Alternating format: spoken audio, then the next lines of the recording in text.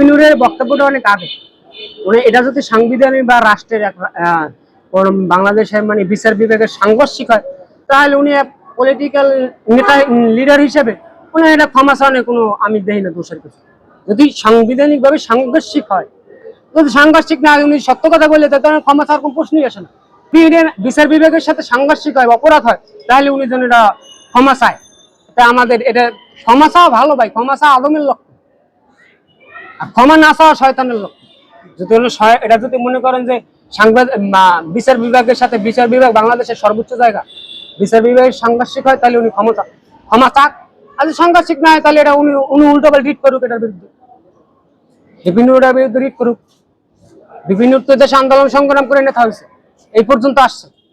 তিনি কিন্তু কোন বুঝেন আমার দেশের ছেলে, আপনি দেশের ছেলে হিসাবে তাকে বলতেছেন ভুল করে থাকেন, তাহলে আমার দেশের ছেলে হিসাবে বা একজন বাংলাদেশের পলিটিক্যাল লিডার যেহেতু তরুণ রাজনীতিবিদ, সেই হিসেবে বলবো আপনি ক্ষমা যদি আপনার দাবি যৌক্তিক হয় তাহলে আমার এখন ক্ষমা চাওয়ার কোনো প্রশ্নই আসে না।